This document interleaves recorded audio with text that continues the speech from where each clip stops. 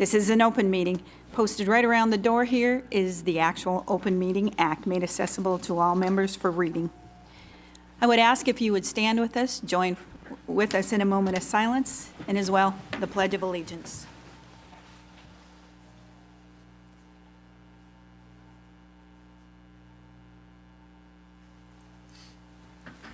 I pledge allegiance to the flag of the United States of America and to the republic for which it stands, one nation, under God, indivisible, with liberty and justice for all. And we'll continue with roll call.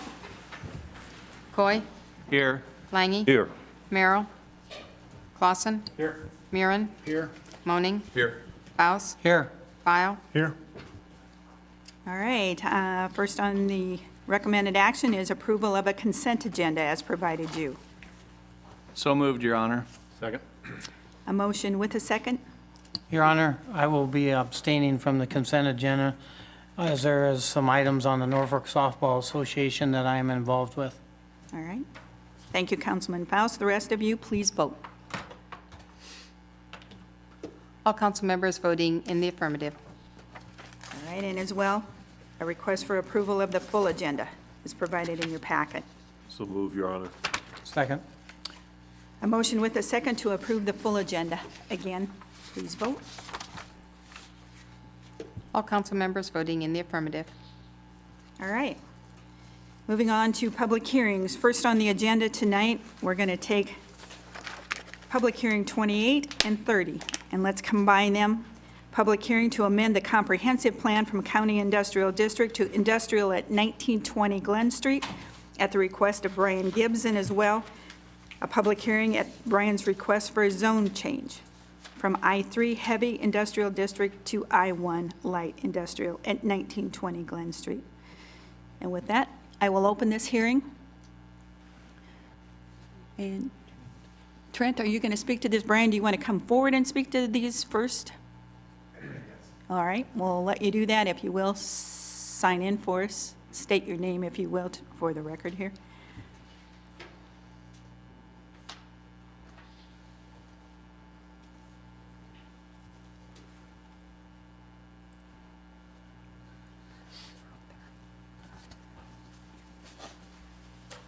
Hi, I'm Brian Gibbs, kind of representing the property there at the former Arkfelt Manufacturing Building, now Bronco Connections.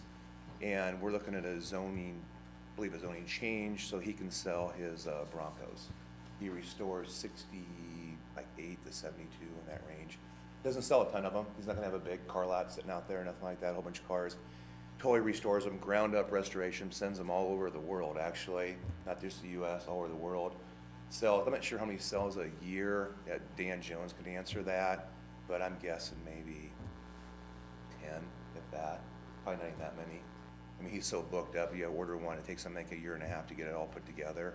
But he needs that, and there is places around him across the road. I think maybe it's Peterbilt and some other places that have, I think, licenses to do kind of such thing.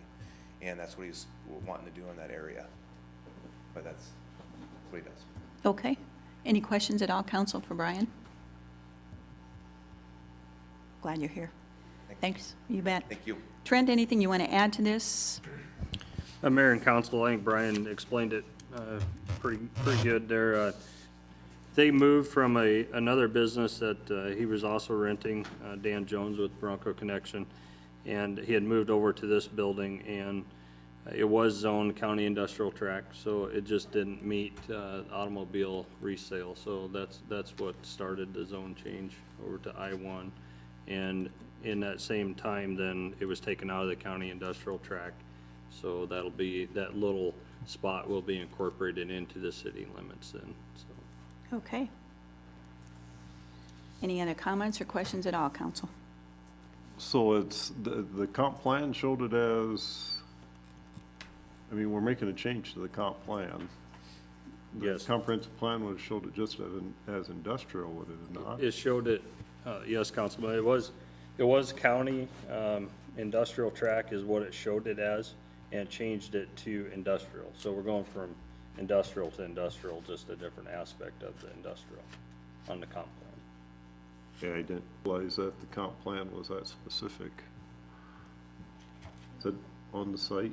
I believe affiliated milk specialties, there's several of them that point out that county industrial, so. We don't have a whole lot left in the city. Love Signs is county industrial tract, so they're a little spot there. We also have I think they sell Zymatic irrigation systems, or if I got that wrong, I'll probably get in trouble if it's Ranky or something, but, but anyway, they're a county industrial tract as well, so. Overhead door. Overhead doors in the city limits. Yeah, I thought so. I think Love Signs is about the only one left right there, so. All right. Anybody else have any questions or concerns? Jim, you okay? Yeah. Okay. With that then, we'll listen to a planning commission report. The Norfolk Planning Commission held a public hearing at the request of Brian Gibbs to amend the City of Norfolk's comprehensive plan from County Industrial District to Industrial at 1920 Glen Street. Gibbs owns this storage facility that houses an automobile restoration business. The business moved into the building and later found the zoning was not compatible and the property was in the county industrial tract.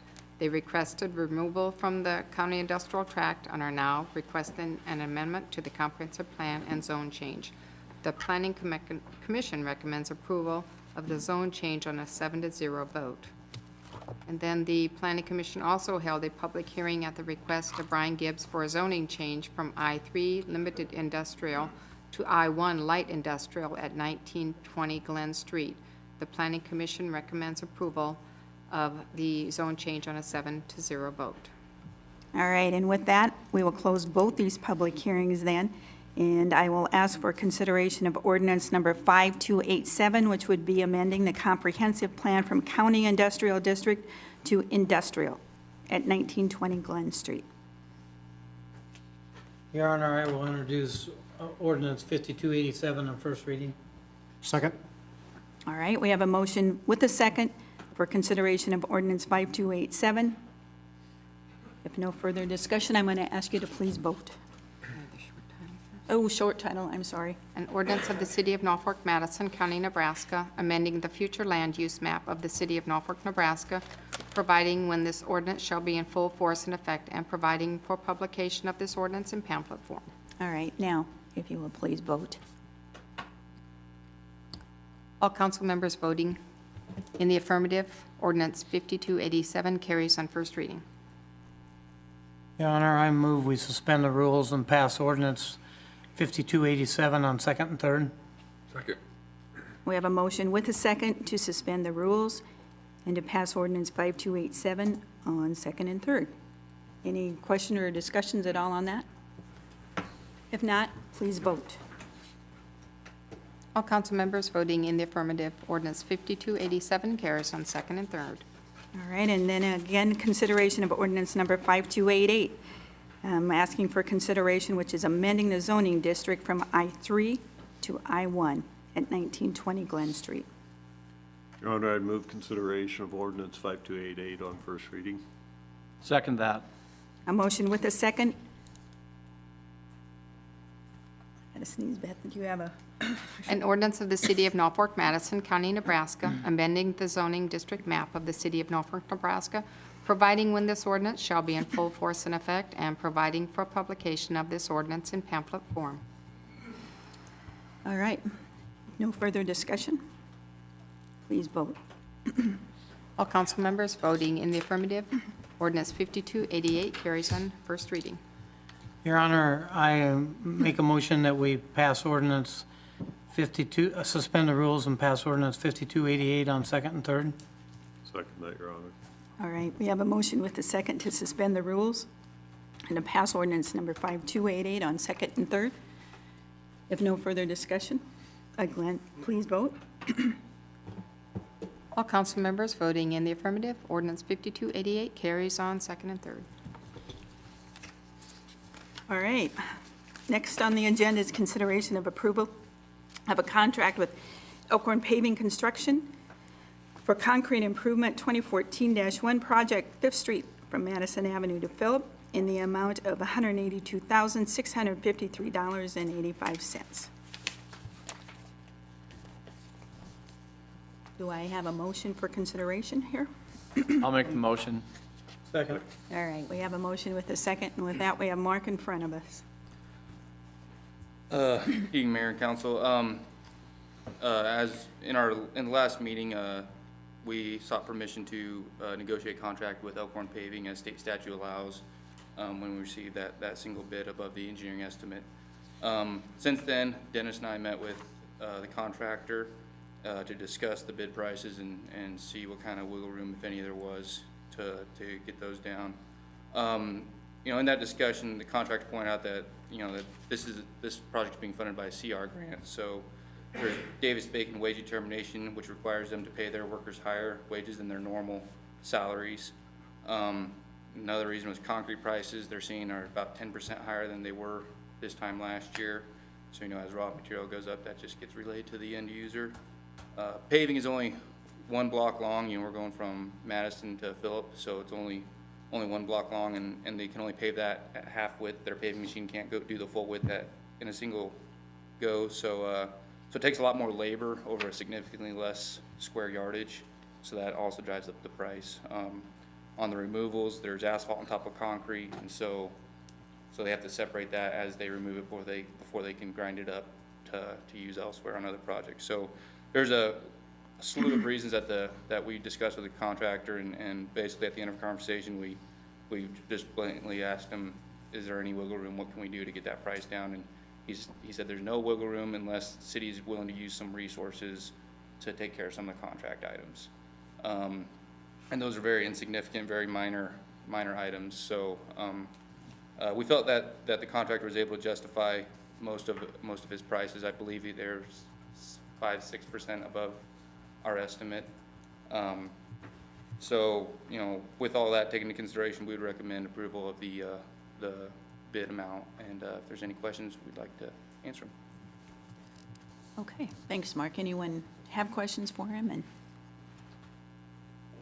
Not really so much a question as I'd like you to express our gratitude to Elkhorn Paving for taking the time to do something that they could have just said, hey, it is what it is.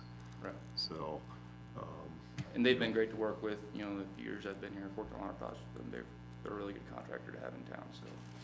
well, we appreciate you asking the questions of them too, so job well done. Anyone else, comments, or if not, thank you. And let's vote. All council members voting in the affirmative. All right, next is consideration of ordinance number 5285, annexing property located at 1230 West Monroe. If you remember right, this ordinance was passed on first reading at the March 3rd meeting and on second, March 17th. So we're looking at a motion to pass this on third reading. Your Honor, I'd move consideration of ordinance 5285 on third reading. Second. All right, and with that, we'll vote. All council members voting in the affirmative, ordinance 5285 carries on third reading. All right. And finally, we're going to look to you, Randy, for the presentation of the comp annual financial report for fiscal year ending September 30th, 2013, along with the related single audit report. Yes, Your Honor. As you noted, there's really three reports in the agenda packet: the comprehensive annual financial report, the single audit reports, and also the auditor's management letter. This was the first year we had Hayes and Associates as our auditors. We've been with Williams and Company for, I'm not sure, I think about a dozen years. But it's our practice every 4 years to put the audit out for bids. And Hayes was a low bid on the audit this year, and they also had all the needed experience with landfills and other cities and entities that had comprehensive annual financial reports and participated in the GFOA's awards program. So we felt very comfortable changing auditors and going with Hayes and Associates And indeed, we thought they did a great job this year. They were knowledgeable and easy to work with. So no problems with that change in auditing firms. If you look at page 114 and to 116 of the agenda packets, that's where you find the audit opinion on the city's comprehensive annual financial report, and that's a clean opinion. They state that the city's financial statements are fairly presented in accordance with generally accepted accounting principles, and that's what you want to get from your auditors. The comprehensive annual financial report itself begins on page 96, and I think the best place to look in there for a broad overview of the city's financial condition is the two government-wide financial statements that are on pages 133 and 134 in the agenda packets. These are full accrual financial statements, the first one being similar to a balance sheet for a business, and the second one being very similar to an income statement for a business. I'm going to focus on the statement of activities, which is the income statement on page 134 of the agenda packets. You may notice when you look at your agenda packets that this didn't get rotated like they normally do. We had a little bit of trouble, for some reason, getting the CAFR to attach. So that came in, about a handful of pages in there came in not rotated, and that's one of them. So unless you want to cock your head the whole time, you'll have to rotate that one to take a look at it. Or as Clint's doing, cock your computer. But anyway, on the top part of that, you'll notice the various government functions listed down the left-hand column. Those are things like public safety, public works, public library, and so on. And then the next column over is the expenses on a full accrual basis for each one of those functions. For instance, if you look at the public library, you'll see there was $1,308,791 of expenses for the public library last year. And there's three more columns over each of, for program revenues related to each of those broad governmental functions. They're broken down to charges for services, operating grants and contributions, and capital grants and contributions. And then the next column over simply takes the expenses and subtracts those related revenues to give you the net cost of operating that particular activity. And that's broken down both as to governmental activities, the traditional city-type activities like the police and fire, as well as business-type activities, in the city's case, water, sewer, and solid waste. And the governmental activities, you don't expect to earn their keep, so to speak. You wouldn't normally not see the operating or the program revenues related to those governmental activities meeting the expenses, so you'll normally see that they have negative net expenses, or actually net expenses, and that's what's the case in all of our governmental activities. On the other hand, with the business-type activities, you would expect the revenues from those activities to offset the expenses, and indeed, we have net income reported for all three of the city's proprietary activities or business-type activities. And then on the bottom half of the statement, we have the general revenues that were raised to offset those net cost of your governmental activities shown in the top half of the financial report. So there you can see, for instance, that we raised a little over $7 million of sales tax, a little over $3 million in property tax, and so on, that go to support the governmental activities you see at the top of the page. Then when you combine those general revenues with the net expense reported at the top of the page, you get the change in net position for the year, which, if you were looking at private business, that would be called net income, and I may refer to it as net income as I go through here just for simplicity's sake. But that's how much the city's net position, or difference between assets and liabilities, increased during the year. And as you can see, we had a $3.9 million increase in net position. That's the third line from the bottom in that statement. So if we were a private entity, we'd say we had $3.9 million of net income for the year. That compares to $5.9 million of net income, so to speak, in the prior year. $2.3 million of that increase was in the governmental activities. That compares to $3.4 million increase last year. Several factors cause this smaller increase or lower net income, if you want to use private terminology.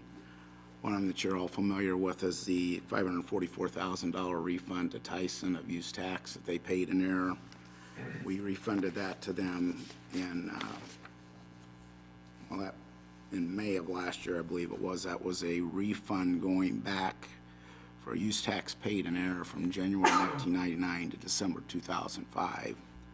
And normally a business can only go back 3 years to claim a refund. But this was an unusual case. The Department of Revenue started an audit of Tyson in 1996, and they had a series of 25 extensions of the 3-year statute of limitations. So as strange as it may seem, that period going clear back to January of 1999 was still open. And when they discovered that they'd overpaid their use tax, that was refunded to them. Another factor reducing net income is net public works expenditures increasing over $900,000, going from $2.7 million last year to $3.6 million this year. One of the things causing that increase is contributions to road projects that the city doesn't own, like Northeast Industrial Highway and the Victory Road Roundabout. Normally when we have expenditures on infrastructure like that, the city capitalizes those as net assets and doesn't expense it. If you're contributing towards a piece of infrastructure some other entity owns, then that's expensed as you incur those costs. So that was one factor. We had more of those types of activities during the year than we did the prior year. Council also voted to have $120,000 of council priority money go to increase street maintenance projects. We had more concrete patchwork that was expensed this year and not capitalized. We also did work on the Middle Street Division building, primarily the roof replacement, that added about $95,000 to public works expenditures. Net park and rec expenditures also increased significantly, going up about $700,000. They were $1.5 million last year compared to $2.2 million this year. And that's primarily depreciation expense on the new rec facilities. Most of those facilities were put in service in 2012, with fiscal year 2013 being the first full year of depreciation expense. Now, partially offsetting those increases in public works and park and rec is a $659,000 decrease in the net cost of general government, shown on the first line of that statement. This went from $2 million last year to $1.3 million this year. And the reason for that is, according to generally accepted accounting principles, your internal service funds, in our case, our internal service fund is a group insurance fund, those costs, the net results of their operations are reported in general government activities in the citywide income statement, so to speak. Last year, we only had $32,000 of net income in the internal service fund. This year, we had $697,000, and that was a combination of an 8% rate increase we had last year, plus much lower group health claims. So that $697,000 flowed through to the general government line on this statement, and that's what caused that decrease. It isn't that it really costs that much less to run the administrative part of general government. It was that positive operating impact in the internal service fund. The net assets in the business type activities increased to $1.5 million compared to $2.5 million last year. As I said, this is the business type activities is where the city's 3 enterprise funds are reported: water, sewer, and solid waste. And that $1 million decrease in net income is almost entirely in the water fund. And it went from $1.4 million of net income last year to less than $500,000 this year. A couple factors contributed to that. We had an extremely dry summer the prior year, causing our water use fees to go down about $345,000. We also had a big increase in repairs and maintenance. That doubled, going from $221,000 last year to $441,000 this year. And that was because of painting of the water tanks. All in all, it was another good year of financial results, both for the governmental activities and business type activities. The second report in the agenda packets is the single audit reports, which are really several separate reports, and those begin on page 224 of your agenda packets. First of those is a single audit report on internal control over financial reporting, and that's on page 226. And the auditors noted no weaknesses in the city's internal control for financial reporting. The second single audit report begins on page 228 of the agenda packets and is the report on compliance with grant requirements and internal controls in place for those grant compliance requirements. And it also reports on the gives the audit opinion on the city's schedule of expenditure of federal awards. The auditors state that the city complied with the grant compliance requirements, and they did not note any deficiencies in our internal control for compliance with those grant requirements. The report also states that our schedule of federal expenditures is fairly presented, and that schedule is on page 234 of the agenda packets. You can see from that the city spent almost $740,000 in federal grant revenue during the year. Our major federal grant program was community development block grants, for which we spent almost $600,000. Over $300,000 of that was in our 4 different community revitalization grants. $143,793 was for the Premier Senior Marketing Grant. $135,524 for the owner-occupied rehab grant, and $13,669 for the second-story downtown rehab grant. That really hadn't gotten underway yet, but we'd incurred some administrative costs for that. We had 11 other federal grants, much smaller amounts, with expenditures for those 11 federal grants totaling $144,000. And the final report in the agenda packets is the required communication from the auditors, or the management letter. That's on page 237 in the agenda packets.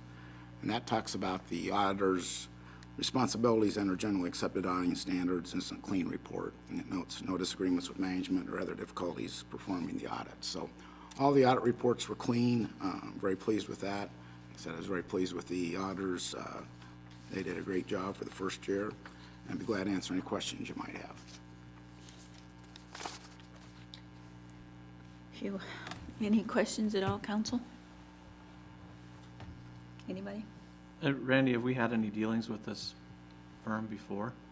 No, this was the first time. They'd proposed before, but until this time, they didn't really have the required experience we were looking at for landfills and for auditing other governments that submit their CAFR to the GFOA Certificate of Achievement Program.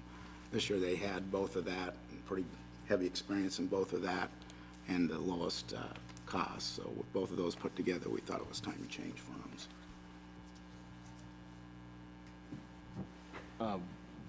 This question's pretty tough to answer, but as far as, you look at 2012 and 2013, there was quite a bit of difference in what you'd call, I guess you'd call it the net income on that audit. What's the trend for 2014 right now? I haven't actually looked at that. It's, in general, some of our large revenues are not trending very well. You get that sales tax report every time. You can see that's actually down for the year. NPPD is saying they're not going to have a rate increase this year, and that's our second largest general fund revenue source, and we get 12% of their revenue. So my guess is it may be down even farther, although there were some unusual items in this last year that I pointed out that contributed why that was down somewhat. At least with our current software, this is difficult to put together that citywide full accrual financial statements. So I can't really give you any kind of feel for what that number is exactly going to be, because there's a whole bunch of factors at the end of that. But my gut feeling would be that it may be down again this next year, although there were some unusual items that, like that Tyson refund, hanging in the water tanks, that normally I expect we'll never see another refund like that Tyson refund again. We will probably have to paint water tanks again, but so there were some unusual items also tending to push that down this time frame. Anyone else? Any questions? Well, one thing about it, Randy, we always know where we can catch you, and I'll probably be sitting down in front of you with a few of my questions, but I certainly have, like I say, I know a lot of time, effort, and work is put into this, and you and Sheila do a good job, so I'll let you go through it with me, kind of some line items. separate and apart. So if no further questions from this council, we're adjourned.